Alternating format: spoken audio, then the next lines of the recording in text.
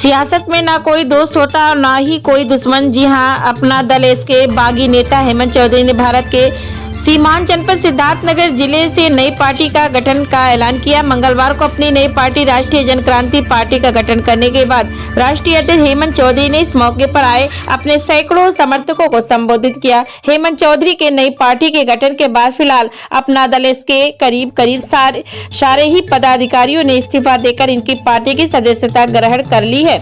इसमें ज्यादातर लोगों को राष्ट्रीय और जनपद स्तर की जिम्मेदारी सौंपी गई है। बाद में मीडिया से बात करते हुए नवगठित राष्ट्रीय जनक्रांति पार्टी के राष्ट्रीय अध्यक्ष हेमंत चौधरी ने कहा कि उन्हें अपना दल से बगावत कर नई पार्टी अनुप्रिया और आशीष पटेल द्वारा कार्यकर्ताओं की उपेक्षा की वजह से बनाई है। उन्होंने अपना दल इसके राष्ट्रीय अध्यक्ष अनुप्रिया पटेल पर गंभीर आरोप लगाते हुए कहा कि अनुप्रिया पटेल हमेशा से कार्यकर्ताओं के साथ सौतेला व्यवहार करती हैं और उन्हें बस एक मशीन की तरह इस्तेमाल कर छोड़ देती हैं। उन्होंने कहा कि जब चुनाव का वक्त आता है तो कार्यकर्ताओं की निष्ठा को दरकिनार कर नए लोगों को टिकट बेच दिया जाता है, जो कार्यकर्ताओं की मेहनत का फायदा उठाकर चुनाव जीत जाते हैं। अनुप्रिया पटेल के इस तानाशाही रवैये से प्रदेश का हर कार्यकर्ता दुखी था और उसके अंदर बगावत की चिंगारी सुलग रही थी। उन्होंने कहा कि आज सिद्धार्थनगर जिले में अपना दल के सिर्फ 2 पदाधिकारियों को छोड़कर सारे पदाधिकारी और कार्यकर्ता उनके साथ आकर खड़े हो गए हैं, जो इस बात का प्रमाण है कि लोगों को कितना असंतोष था। हेमंत चौधरी ने अनुप्रिया और आशीष पटेल पर 2022 के विधानसभा चुनाव में मुख्यमंत्री योगी आदित्यनाथ के खिलाफ षड्यंत्र रचने का भी आरोप लगाया। उन्होंने कहा कि यह दोनों लोग नहीं चाहते थे कि योगी आदित्यनाथ फिर से मुख्यमंत्री बने और इसके लिए अंदर अंदर लोगों को भड़काते थे। हेमंत चौधरी ने कहा कि अनुप्रिया की पार्टी अपना दल इसके उल्टी गिनती शुरू हो गई है। कुछ ही दिनों में उनकी पार्टी के सारे कार्यकर्ता इनकी नवगठित राष्ट्रीय जनक्रांति पार्टी में शामिल हो जाएंगे। उन्होंने कहा कि उनके पार्टी में शामिल हर एक कार्यकर्ता का सम्मान किया जाएगा और उन्हें हर मौके पर आगे बढ़ाने का कार्य किया जाएगा।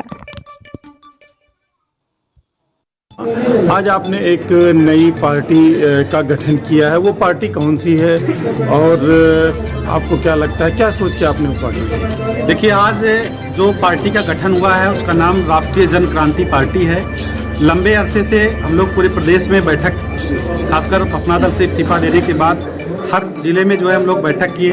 बैठक करने के बाद रणनीति बनी, पार्टी का गठन हुआ और आज उसकी घोषणा हम लोग बुद्ध की धरती से यहाँ से किया जो है। आप अपना दल इसके फाउंडर मेंबर्स में से थे, काफ़ी एक्टिव थे आप, अच्छा पद भी आपका था। ऐसी क्या वजह पड़ गई कि आपको नई पार्टी का गठन करना पड़ा और आपको बगावत करनी पड़ी? देखिए, हर जगह युवा ठगा जाता है और वही हाल अपना दल में भी रहा। युवा वहाँ पर जाता है, अपनी जो एनर्जी होती है, हम लोग पूरे प्रदेश में चल करके सारा काम किए और उसके बाद रिजल्ट क्या रहा कि जब चुनाव आता है जो सीटें मिलती हैं उन सीटों को बेच दिया जाता है। 17 सीटें अपना दल को मिली, 17 में से 14 बाहरी लोगों को, जिनका पार्टी से दूर दूर तक कोई वास्ता नहीं था, ऐसे लोगों को ला करके वो लोगों ने टिकट दे दिया। सुबह ज्वाइन किए, दोपहर में पैसा लिए, शाम को सिंबल मिल गया। हम जैसे कार्यकर्ता कहाँ जाएं? हम लोग चूँकि सिद्धार्थनगर जनपद में हम कर रहे हैं, सोरठगढ़ विधानसभा यहीं की है। आप देख लीजिए विनय वर्मा जी कहाँ के हैं, नोएडा से ला करके उनको जो है सोरठगढ़ में बैठा दिया गया। क्या यहाँ पे हम लोग कार्यकर्ता नहीं थे कि यहाँ पर कोई चुनाव नहीं लड़ सकता था? और विनय वर्मा पार्टी के कब के थे?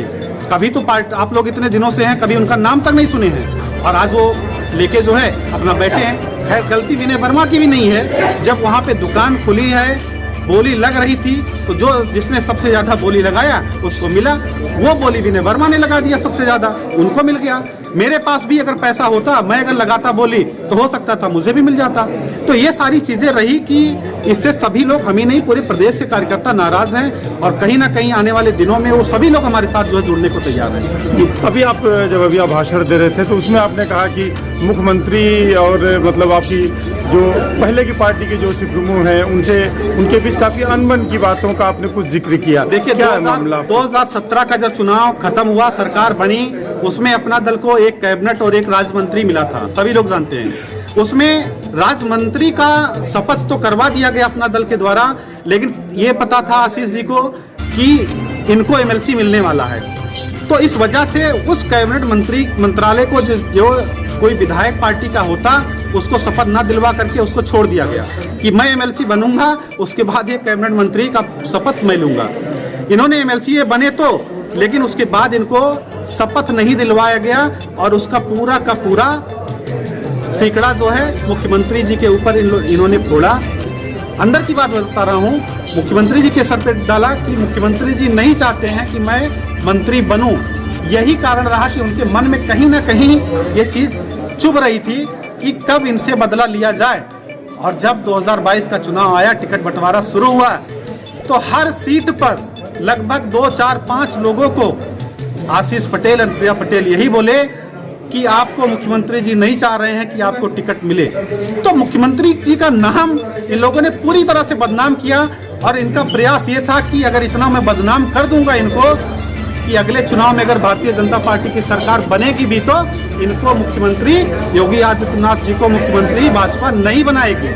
यही इनकी प्लानिंग थी। और इसका सोहरतगढ़ सीट पे हमसे भी बोला गया, साधना चौधरी जी से भी यही बात बोला गया कि आप लोगों को मुख्यमंत्री जी नहीं चाह रहे हैं कि आपको टिकट मिले।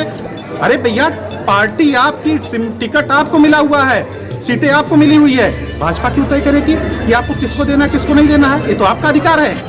आप मुख्यमंत्री के ऊपर कैसे ब्लेम लगा सकते हो कि वो नहीं चाहते हैं? तो ये सारी चीजें रही कि ये लोग पूरी प्लानिंग किए थे मियाँ बीबी कि इस बार इनको योगी आदित्यनाथ जी को इतना बदनाम कर दिया जाए कि ये दोबारा मुख्यमंत्री ना बन पाए। अच्छा, क्या अलायंस की भी संभावना है आपकी? मतलब जाहिर पार्टी अभी आप बना रहे हैं, और कितने लोग आपके जनता दल के, कितने कार्यकर्ता या पदाधिकारी आपके साथ आ गए, और भविष्य में क्या किसी पार्टी के साथ आप जाएंगे? देखिए, आज सिद्धार्थनगर पूरा अपना दल साफ हो गया।